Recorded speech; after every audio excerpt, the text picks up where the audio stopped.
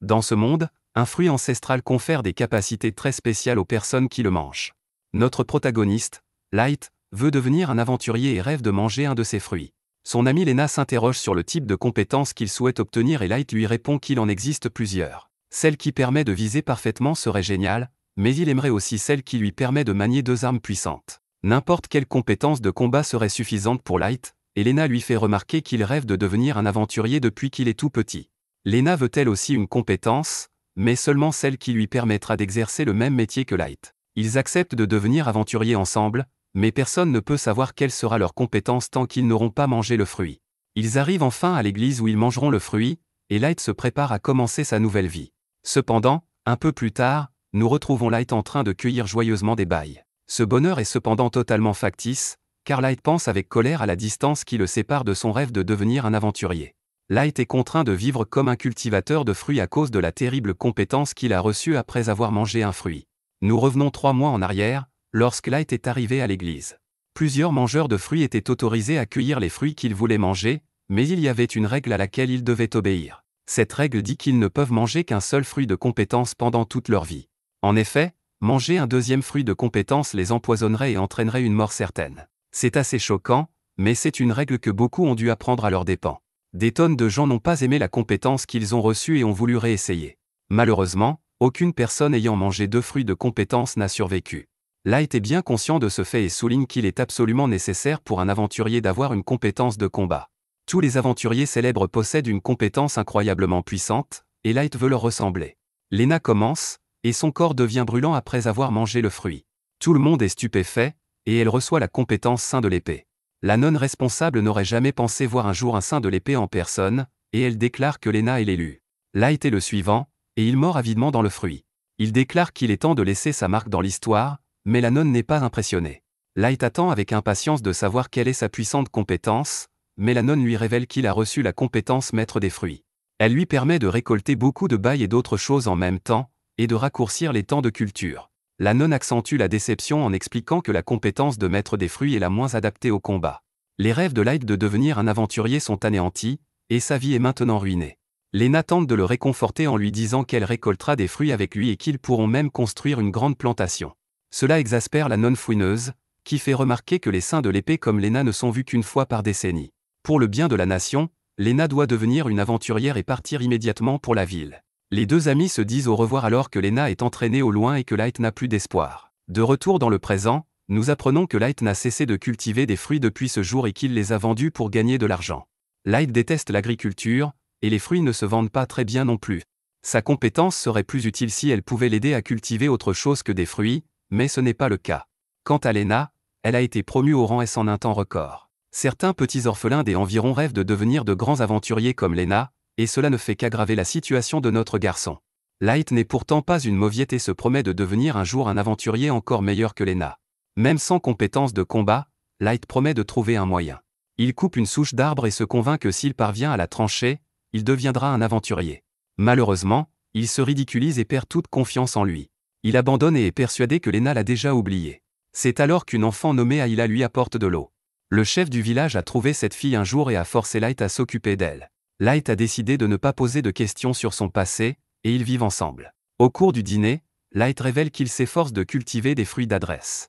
Ils valent plus d'argent et il veut vraiment économiser pour s'acheter une épée. Light montre à Ayla les fruits qu'il a cultivés et l'avertit de ne jamais en manger sans sa permission. L'idiote n'a aucune idée de ce que c'est et révèle qu'elle a utilisé ces fruits dans le ragoût qu'ils sont en train de manger. Bien sûr, Light est horrifié et se souvient que manger plus d'un fruit de compétence entraîne la mort. À ce moment-là, Light commence à ressentir une douleur intense et se demande s'il va mourir. Il utilise ces derniers mots pour s'excuser auprès d'Ayla, car c'est de sa faute si elle n'a pas été informée de l'existence des fruits de la compétence. Son discours dramatique est interrompu lorsque Light se rend compte qu'il n'est pas en train de mourir. À ce moment-là, notre garçon est choqué de recevoir une deuxième compétence, appelée le dieu de l'épée. De retour à l'église, la nonne sent quelque chose qu'elle n'aurait jamais cru possible. De retour auprès de notre garçon, Ayla reçoit également une compétence après avoir mangé le fruit. Par chance, la compétence d'Ayla lui permet de voir la compétence d'une autre personne et ce qu'elle peut faire. Son pouvoir révèle que la compétence maître des fruits immunise Light contre le poison de tous les fruits. Quant à la compétence dieu de l'épée de Light, elle augmente considérablement sa puissance d'attaque lorsqu'il manie une épée. Bien sûr, Light se précipite dehors pour tester sa nouvelle compétence. Il s'aperçoit qu'il est désormais capable de trancher facilement la souche d'un arbre. Mais ce n'est pas tout, car son attaque a failli abattre tous les arbres de la forêt. Light ne peut pas être plus heureux, car cela signifie qu'il est désormais la seule personne au monde à posséder 2 compétences. Le lendemain, Light se rend en ville pour aller à la guilde des aventuriers. Il explique à Ayla qu'en remplissant des missions, les aventuriers reçoivent une récompense qui leur permet d'acheter de l'équipement et de la nourriture. Light n'est pas seulement venu ici pour l'argent, mais aussi pour savoir dans quelle mesure sa compétence lui sera utile au combat. S'il est aussi puissant qu'il en a l'air, il pourrait même surpasser Lena. Light laisse Ayla seule pendant qu'il se rend à la réception, et elle prend le temps de regarder les pouvoirs de chacun. Ayla est choquée car tout le monde n'a qu'une seule compétence, et même parmi tous ces puissants aventuriers, seul Light en a 2. Ayla veut être utile à Light, c'est pourquoi elle étudie assidûment les aventuriers. À ce moment-là, un type ennuyeux dit que Light l'a croisé, et il se moque de Light parce qu'elle est le maître des fruits. Le type s'énerve quand Light l'ignore, mais son attaque est facilement bloquée par notre garçon. Tout le monde est stupéfait et Light se rend compte que le simple fait de tenir une épée améliore sa vitesse de réaction. Le dénommé Jean dit à Light qu'il a eu de la chance, et il part faire ce que font les abrutis. Light a de toute façon des choses plus importantes à faire et révèle qu'il a déjà trouvé un travail. Quelques instants plus tard, nos héros arrivent à l'endroit où se trouvent les monstres, et il dit à Ayla d'être prudente. Ayla repère leur premier monstre et utilise sa compétence d'évaluation pour révéler qu'il a des statistiques de défense assez élevées. Notre garçon Light est prêt pour son premier combat et utilise sa compétence dieu de l'épée pour trancher la substance visqueuse en 2. Light s'étonne de la légèreté de son épée, mais il est clair qu'il devra apprendre à gérer sa puissance. Light prévoit de couper la bave en morceaux pour pouvoir la vendre à la guilde, mais Ayla se sent mal pour la bave. Light explique qu'ils peuvent acheter 10 pizzas avec l'argent, et Ayla change complètement d'avis. Son amour pour les pizzas la pousse à mettre le slim en pièces. Alors qu'il le découpe, Light entend des gens crier de terreur. Il s'agit de Jean, qui est confronté à un ogre géant.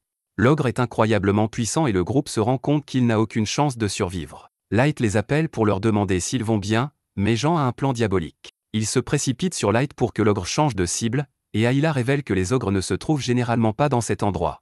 Le plan de Jean réussit, il s'échappe et l'ogre s'en prend à Light. Light n'a pas d'autre choix que de se battre, mais il n'a pas peur. Vaincre ce monstre serait une excellente façon de commencer sa carrière d'aventurier.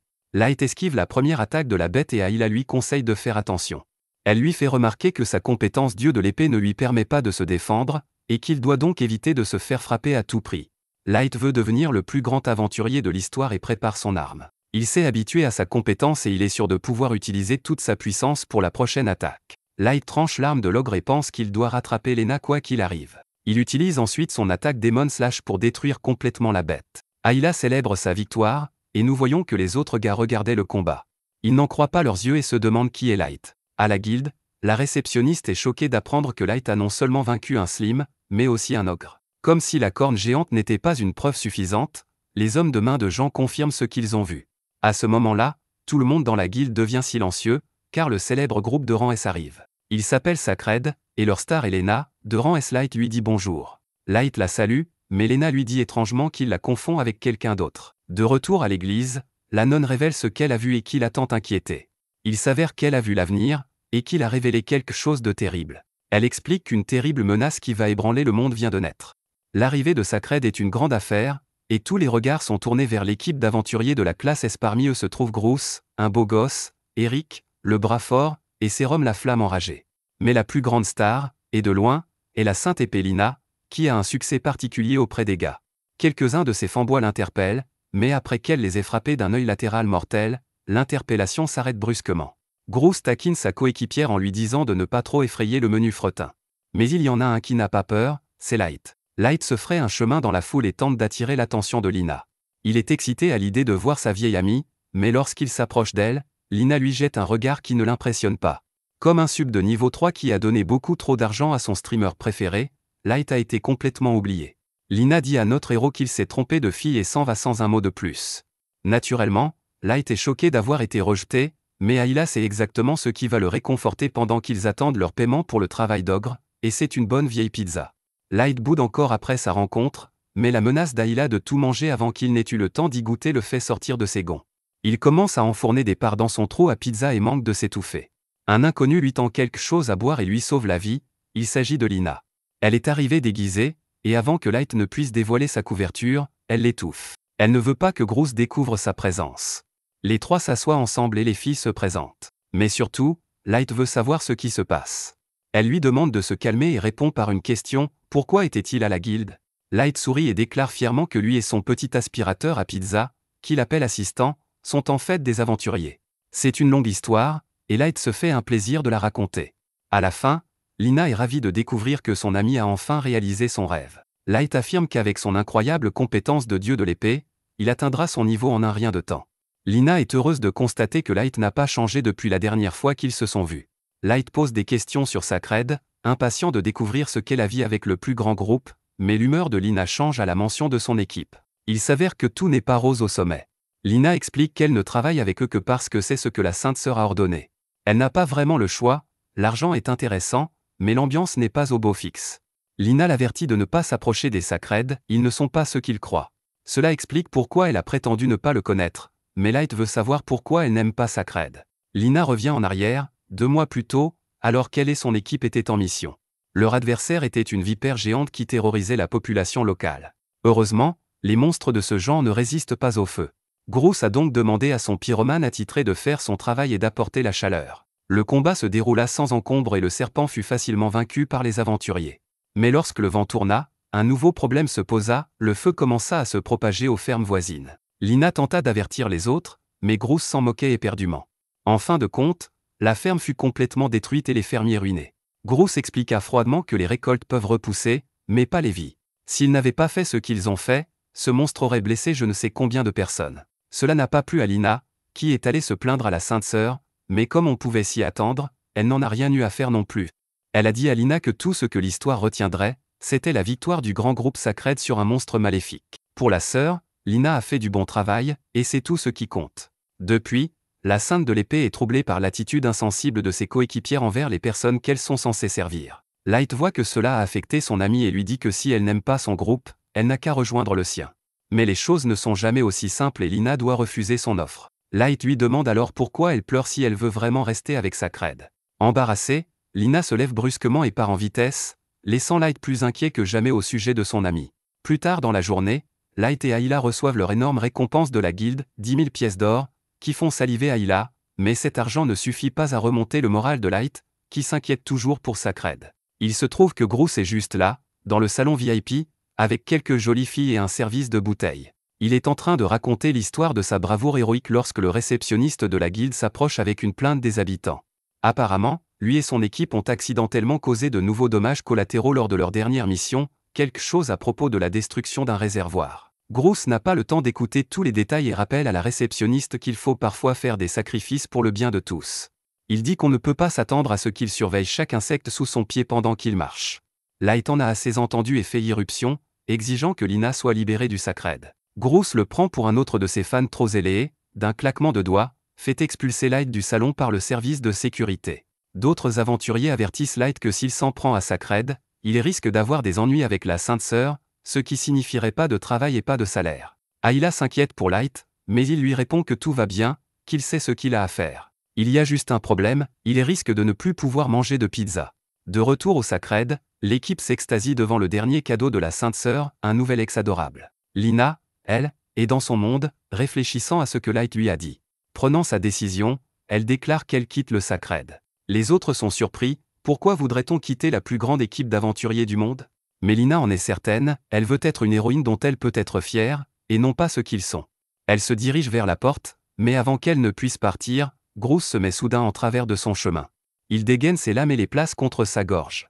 Il dit que l'audace de penser qu'elle pourrait le défier et quitter le groupe est stupéfiante. Lina saisit son arme, mais Groose lui rappelle qu'elle a beau être douée avec son épée, elle ne peut rien faire pour l'arrêter, lui et son pouvoir. Se rendant compte qu'elle est battue, Lina se retire. Il s'avère que le pouvoir de Groose est assez fort, et c'est le pouvoir d'un proxénète fort. Il donne une gifle à Lina et la fait tomber par terre, montrant à quel point il est un psychopathe lorsqu'il lui dit qu'elle et lui seront des héros pour toujours. Plus tard, les gens applaudissent dans les rues alors que les Sacred partent pour leur dernière mission de sauvetage. Lina suit docilement, essayant de se convaincre que la seule façon d'aider les gens est de rester dans les parages. À ce moment-là, l'équipe s'arrête en remarquant une silhouette solitaire qui se dresse sur leur chemin. Light est de retour, et cette fois, il ne partira pas tant que son ami ne sera pas parti avec lui. Il lui dit qu'Ayla et lui sont partis combattre des monstres. Étant donné qu'ils ne sont que des novices en matière d'aventure, elle devrait se joindre à eux et venir les aider, après tout, Ils se sont promis de devenir des aventuriers ensemble. Groose l'interrompt et dit à Light de s'écarter du chemin parce qu'ils ont du travail à faire. En retour, Light tire son épée et lance un défi, Groose et lui se battent en duel pour la liberté de Lina. Il suffit de traiter Groose de poule mouillée pour qu'il morde à l'hameçon et que le combat commence. Avant que le match ne commence, Groose fait savoir à Light que s'il perd, il sera banni de la guilde des aventuriers et de la ville sainte pour toujours. Lina est horrifiée car elle ne croit pas que Light puisse gagner, et Groose est d'accord. Il donne à notre héros une dernière chance d'abandonner maintenant. Ayla utilise son Pokédex pour révéler la vitesse surhumaine de Groose. Pour rester équitable, Light pense à révéler ses deux pouvoirs, mais il a à peine le temps de prononcer le mot que Groose est sur lui en un clin d'œil. Les deux hommes s'affrontent alors que la foule se rassemble pour assister au duel. Même s'il le sait, Light est surpris par la vitesse de son adversaire. Groose lance une série de coups ultra rapides que Light parvient tout juste à repousser. D'un coup, Groose apparaît derrière lui, prenant Light au dépourvu à plusieurs reprises. Comme on peut s'y attendre d'un rang S, Groose n'est pas une blague, même l'ogre n'était pas aussi coriace. Avec Lina en ligne de mire, Light ne montre aucune crainte en chargeant l'attaque, mais ses coups sont facilement contrés, et à la fin, son épée est brisée par l'habileté supérieure de Groose. Celui que l'on surnomme Godspeed se moque de ce garçon stupide et dit à Lina que si elle lui jure une totale obéissance, il pourrait envisager la clémence. Light se remet sur pied et dit à Lina de ne pas s'inquiéter, il va gagner. L'assurance de Light ne se résume pas à des paroles en l'air, et Lina s'approche de lui. Rejointe par Ayla, elle lui dit qu'elle croit en lui et qu'elle sait qu'il va gagner. Prêt pour le deuxième round, Light lève sa lame brisée et dit à Groose de se dépêcher de la porter, il a une aventure à faire et n'a pas de temps à perdre avec des gens comme lui. Groose est furieux et décide qu'il n'a qu'à les détruire tous. Light est prêt, mais le seul problème est qu'il a besoin d'une nouvelle arme. En regardant autour de lui, il aperçoit un homme sur la ligne de touche, un balai à la main. Il se précipite et lui demande s'il peut l'emprunter pour une minute. Voir son ennemi manier un simple balai contre lui ne fait qu'accroître la colère de Groose. Avec son talent, même un simple balai peut devenir une arme sans pareille, il suffit de l'imaginer. Groose n'en peut plus de ses moqueries et se lance dans une nouvelle attaque, fonçant à la vitesse de l'éclair. Light réalise que s'il n'arrive pas à suivre, c'est parce que tout ce qu'il a fait jusqu'à présent, c'est observer et réagir. Il est maintenant temps d'être proactif et de prévoir où Groose se trouvera au lieu d'essayer d'égaler sa vitesse. En fermant les yeux et en se concentrant, Light attend le bon moment pour frapper. Au moment où Groose semble sur le point de terminer le combat, Light choisit son moment et donne un coup d'épée, ou plutôt de balai. L'épée fait mouche et s'écrase sur le visage de Groose avec un impact satisfaisant, l'envoyant valdinguer. Light balaie ainsi la compétition et termine le duel avec une victoire. Inutile de dire que tout le monde est choqué par ce résultat, y compris les autres membres de sa crède. Light les prévient que s'ils décident de s'en prendre à lui ou à ses coéquipiers, ils subiront le même traitement que Groose. Ceci fait, notre héros se tourne vers Lina. Il lui demande une dernière fois si elle souhaite se joindre à lui dans ses aventures, et elle est plus qu'heureuse de dire oui, elle avait envie de le dire depuis longtemps maintenant. Chez Lina, Ayla et Light s'occupent joyeusement du jardin. Une semaine s'est écoulée depuis le duel, et les choses vont plutôt bien pour le groupe. Lina se demande si les blessures de Light sont guéries, et il lui répond qu'il se sent suffisamment en forme pour l'accompagner à la guilde pour 1 ou 2 travaux. À ce moment-là, une sonnerie à la porte d'entrée annonce la venue d'un messager de la Sainte Sœur. Le jeune homme informe Lina que la sœur l'a convoqué pour parler de ce qui s'est passé avec sa crède, mais Lina lui répond que sa réponse n'a pas changé, elle ne retournera pas dans son ancienne équipe, quoi qu'il arrive. Le garçon lui explique que les choses vont changer et qu'elle ne bénéficiera plus des mêmes avantages qu'auparavant. Cela devient évident lorsque les 3 jeunes gens cherchent du travail à la guilde et découvrent que le choix des offres d'emploi est limité. Les seules tâches qu'ils sont autorisés à accepter sont celles qui consistent à éliminer les nids de rats, à reconstruire les maisons brisées et à sauver les chats perdus. C'est loin d'être un combat contre des monstres terrifiants, et Light se rend compte que ces maigres tâches ne suffiront pas à payer les factures, et encore moins les pizzas, une nouvelle qui a failli plonger la pauvre Ayla dans le coma. Malgré tout, Lina accepte volontiers les emplois, prête à aider les gens qui en ont vraiment besoin. Les gens sont surpris et ravis qu'une héroïne aussi célèbre que la Sainte de l'Épée vienne les aider, et nos héros ne tardent pas à se mettre au travail pour réparer les maisons. Grâce au pouvoir combiné de la Sainte de l'Épée et du Dieu de l'Épée, ils s'acquittent rapidement de toutes les tâches qui leur sont confiées. À la fin d'une longue journée, ils comptent leurs gains et découvrent qu'ils ont à peine gagné de l'argent. Ayla demande combien cela représente en termes de pizza, et la réponse n'est pas bonne. Pour Lina, cependant, l'argent n'a pas d'importance, car tout ce qu'elle a toujours voulu, c'est pouvoir aider ceux qui sont dans le besoin. Elle est satisfaite, mais elle craint que ce ne soit pas le genre d'aventurier que Light voulait être. Light la rassure en lui disant que cela a été formidable pour lui aussi, et qu'il ne voudrait pas qu'il en soit autrement. Pour fêter l'événement, il propose que tous les 3 fassent un vœu, un peu comme s'ils demandaient à une étoile de leur porter chance. Ils trouvent un nom pour leur groupe, Luxuria, qui signifie lumière imparfaite. Une fois leur nouveau groupe formé, Les trois jeunes gens font le vœu de partir à l'aventure ensemble pour toujours. Pendant ce temps, la Sainte Sœur prépare quelque chose de sinistre pour le trio. Elle a un nouveau travail de rang. Est-ce qu'ils sont les seuls à pouvoir accomplir, et si quelqu'un d'aussi talentueux que Lina peut survivre, les deux autres n'auront peut-être pas autant de chance. Quelque temps plus tard, Light et sa nouvelle équipe traversent un pont couvert de brouillard. Ils ne voient presque rien, mais Lina leur explique que l'endroit qu'ils cherchent doit être tout proche.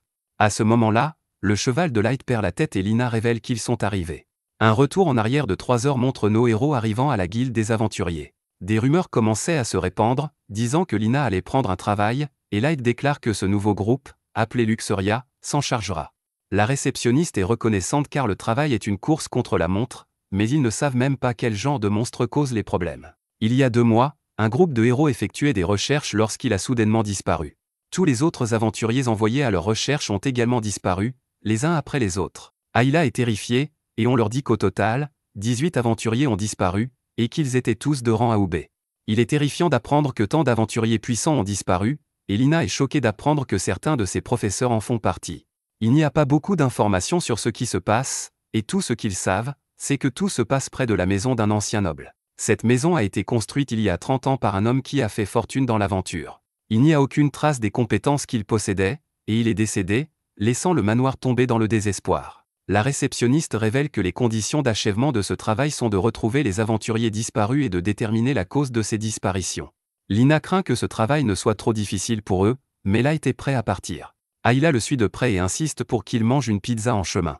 La réceptionniste n'arrive pas à croire qu'une si petite fille les accompagne, mais Light explique qu'elle est fiable et qu'elle a les compétences requises pour l'évaluation. Un enfant aussi jeune mangeant un fruit de compétence, c'est du jamais vu, alors Light explique qu'il s'agit d'un accident. Avant qu'il ne s'attire des ennuis, ils se rendent à la mission, mais Light n'a jamais monté à cheval auparavant, et il craint que cela ne se passe pas très bien. De retour dans le présent, nos héros se dirigent vers la maison géante. Lina est plongée dans ses pensées et élabore un plan pour entrer dans la maison, mais Light est trop occupé à penser que certains aventuriers doivent gagner beaucoup d'argent. Lina explique qu'il n'est pas si rare que les aventuriers aient des maisons somptueuses. Les aventuriers de haut rang qui travaillent depuis des années gagnent beaucoup d'argent, et Lina dit qu'elle pourrait probablement s'offrir une maison comme celle-ci dans quelques semaines. Light rêve de construire un jour une maison équipée d'une immense ferme et de terrain d'entraînement. Ayla s'associe à ce rêve et dit qu'il devrait aussi avoir une maison de bonbons. Mais son enthousiasme ne dure pas longtemps, car elle tombe de la falaise. Les deux autres tentent de l'aider, mais ils tombent tous ensemble. Light ne panique pas et utilise la pression du vent de l'une de ses attaques pour les ralentir. Ils atterrissent sains et saufs, mais le danger n'est pas écarté. Les choses se gâtent, car ils sont entourés de monstres. Light ne peut contenir son excitation en étanchant sa soif de sang, mais Lina a remarqué quelque chose. En regardant de plus près les monstres, on s'aperçoit qu'ils portent une armure. Ayla utilise sa compétence d'évaluation et détermine que les monstres étaient autrefois humains. Ce sont maintenant des morts vivants, et ils se reproduisent en mordant les autres. Ayla demande à tout le monde de ne pas se laisser toucher par les morts vivants, mais Light est trop occupé à se demander s'il vient de tuer un aventurier. C'est alors qu'Ayla constate que les morts vivants ont des compétences. Les noms des compétences sont tir à l'arc, résistance thermique et vitesse. Ces compétences correspondent à celles des aventuriers disparus, et Lina en conclut que c'est sans doute la raison pour laquelle ils ne sont jamais revenus. Light a du mal à accepter de devoir éliminer ses compagnons d'aventure, mais il n'y a pas de temps à perdre. Lina doit l'empêcher de devenir de la nourriture pour zombies, et elle dit aux héros déchus de reposer en paix. Lina explique qu'ils ne peuvent pas laisser les aventuriers dans cet état et que la meilleure chose à faire est de les envoyer dans l'au-delà. Mais il y a beaucoup trop de zombies, alors ils décident d'entrer dans la maison pour chercher des survivants. Il s'agit en fait d'autres zombies à l'intérieur, et Lina ne perd pas de temps pour les éliminer. Light est stupéfait de la voir passer rapidement d'une attaque à l'autre en fonction du type d'ennemi. Il lui explique que le cœur est le point faible des morts-vivants qui ressemblent encore à des humains. En revanche, pour ceux qui ne sont plus que des os, Lina leur transperce la colonne vertébrale. Ayla n'en croit pas ses yeux non plus, car il est clair que Lina a maîtrisé la compétence du sein de l'épée. Light poursuit en disant que le sein de l'épée et le dieu de l'épée sont des compétences presque égales. Son Sword God est un peu plus fort, mais il ne maîtrise pas sa compétence comme Lina. Lina a plusieurs longueurs d'avance sur lui, mais Light refuse de rester les bras croisés. Il se jette à l'eau et montre rapidement qu'il a amélioré ses compétences. Tout le monde est terrifié lorsqu'Ayla est attaquée, mais Lina la sauve juste à temps. Light n'arrive pas à croire qu'elle a poignardé la chose en plein dans les interstices de son armure, mais Lina dit que ce n'est pas grave. Elle a passé les 3 derniers mois à mener plus de batailles qu'elle ne l'aurait voulu. Heureusement, Ayla va bien, mais Light sait qu'il a fait une erreur. Se battre tout en protégeant Ayla est extrêmement difficile, et un faux pas pourrait s'avérer fatal. Light refuse qu'il lui arrive malheur et se jure de ne plus jamais hésiter. Avant de continuer, Light se demande pourquoi il y a tant de morts vivants. Seuls 18 aventuriers ont disparu, mais ils ont vu bien plus de zombies que cela. Quelque chose ne tourne pas rond et ils se demandent tout ce qui s'est passé dans cet endroit. Alors qu'ils s'enfoncent dans l'intérieur, ils tombent sur un portrait du noble. Ils finissent par rencontrer encore plus de morts vivants, et Light est choqué qu'ils soient sortis de leur angle mort. Ce qui est encore plus surprenant, c'est que certains des morts vivants semblent agir comme des leurs. C'est comme s'ils avaient leur propre esprit. Light demande donc à Ayla de vérifier sa capacité d'évaluation. Elle lui révèle que ces morts vivants ont été apprivoisés, quelqu'un les contrôle, et Light remarque que des fils sont attachés aux morts vivants. Ayla, qui n'a jamais autant travaillé, révèle que ces fils sont utilisés pour transmettre de la puissance magique. Celui qui les contrôle devrait être à l'autre bout, alors ils suivent les fils. Cela les mène à une salle de bal, mais Light n'a aucune idée de ce que c'est. Il suppose qu'il s'agit d'une salle de sport, mais Lina explique qu'il s'agit d'une salle de danse. À ce moment-là, une voix mystérieuse les accueille et leur dit qu'elle les attend depuis très longtemps. Elle se présente sous le nom de Dratna et connaît le nom de Light. Light est heureux de voir enfin une personne vivante, mais il sait que cette fille ne fait pas partie des survivants. À ce moment-là, la folle tire sur ses marionnettes de zombies et Ayla explique qu'elle possède la compétence de nécromancie. Cette compétence lui permet de contrôler les monstres de type cadavre et esprit. Mais ce n'est pas tout, elle peut aussi utiliser leurs compétences et leurs caractéristiques uniques. Light tente de demander à Dratna de les aider dans leur mission, mais elle n'est pas intéressée. Elle a quelque chose de bien plus important à faire, et c'est de tuer le maître des fruits. Light parvient de justesse à empêcher un zombie de l'attaquer, et il demande pourquoi cette folle essaie de mettre fin à ses jours. Dratna lui répond que ce sont les ordres qu'elle a reçus, mais elle refuse d'en dire plus. Dratna a mentionné plus tôt qu'elle faisait partie du Cygne Noir, mais Lina n'a jamais entendu parler de ce groupe. Pire encore, elle n'a jamais entendu parler de la nécromancie. Dratna cherche juste à se divertir, alors elle envoie ses sbires, mais ils ne font pas le poids face au travail d'équipe de nos héros. Dratna ne s'intéresse pas à Lina et demande à ses zombies de les isoler. Pour ce faire, elle envoie les zombies les plus doués. Ayla fait de son mieux pour être utile et révèle quelles sont leurs compétences. La fille possède la compétence Mirror Strike, qui lui permet d'attaquer avec des images miroirs de chaque côté d'elle. Quant au gars, il possède la compétence Claw, qui permet à ses ongles de s'allonger et de durcir tout en augmentant sa force. Dratna ne voit pas d'un bon œil qu'Ayla dévoile toutes les informations, et décide qu'elle devra d'abord l'éliminer. Heureusement, Light n'hésite pas à la secourir cette fois-ci, mais ils sont rapidement encerclés. Les zombies sont déjà assez coriaces, Light ne sait pas s'il pourra se battre et protéger Ayla en même temps. Dratna est implacable, elle envoie les zombies et Light fait de son mieux pour les repousser. Dratna ne lui laisse pas une seconde de répit, et c'est comme si la vague de zombies n'en finissait pas. Lina a également fort à faire, mais elle se rend compte qu'elle va devoir les détruire. Il se trouve que ces deux aventuriers ont été les premiers à lui tendre la main lorsqu'elle était débutante. Ils lui ont appris beaucoup de choses tout en étant très gentils, et Lina se bat contre eux. Elle manque de temps et s'inquiète car elle ne voit ni Light, ni Ayla. Essayer de combattre ces zombies de front est trop difficile, alors elle trouve une meilleure idée. Lina coupe les fils qui contrôlent ses deux professeurs, et elle est choquée d'entendre leurs esprits lui parler. C'est la fin pour les aventuriers, et ils remettent leurs rêves entre les mains de Lina. Ils disent qu'il n'est pas mauvais de les abattre, et Lina réalise que le meilleur hommage qu'elle puisse leur rendre est de détruire les cadavres mutants et en décomposition. Elle déclare qu'elle le fera rapidement et sans douleur et les coupe en deux. Lina verse une larme lorsque l'acte est accompli et fait ses adieux à ses gentils professeurs. Non loin de là, Light s'épuise à force de se battre. Il réalise alors quelque chose et demande à Ayla de vérifier si la compétence de nécromancie permet de créer des morts vivants. Elle lui répond que ce n'est pas le cas et que la compétence ne peut que contrôler les morts vivants présents dans la zone. Ce manoir étant désert depuis des années, Light ne peut que se demander d'où viennent tous ces morts vivants. Contrairement à un cimetière ou à un champ de bataille, il n'y a pas beaucoup de morts vivants ici. Light veut absolument trouver la réponse, et Ayla se met au travail. Dratna est impressionnée par le fait que Light n'est pas seulement un grand combattant, mais aussi un grand penseur. Cependant, elle n'est pas ravie de voir Ayla fouiner, et elle continue d'essayer de l'éliminer. Light la traite de lâche pour avoir attaqué un enfant, mais Dratna n'a que faire des bonnes manières. Light sait qu'il doit rester près d'Ayla, mais les zombies l'épuiseront s'il ne fait que se défendre. Il ne lui reste donc qu'une seule solution, et Light dit à Ayla de monter sur son dos et de s'accrocher fermement. Dratna est jalouse, mais Light en a assez de son attitude désinvolte. De retour auprès de la nonne, nous constatons qu'elle observe quelque chose dans le futur. Elle explique qu'il s'agit d'une ombre qui dévore la lune. C'est un spectacle impressionnant, et elle est sûre que même les personnes les plus fortes n'auront aucune chance face à ce qu'elle observe. Merci d'avoir regardé mon récapitulatif. Abonnez-vous à la chaîne pour plus de vidéos.